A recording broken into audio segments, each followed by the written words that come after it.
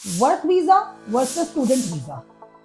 आजकल कंसल्टेंट्स बहुत working in some mechanical store और may be working in some car manufacturing company और in some B store. सो इस graceful master degree के बाद क्या you can apply for the white collar job, जो कि कभी भी आप अपने वर्क पर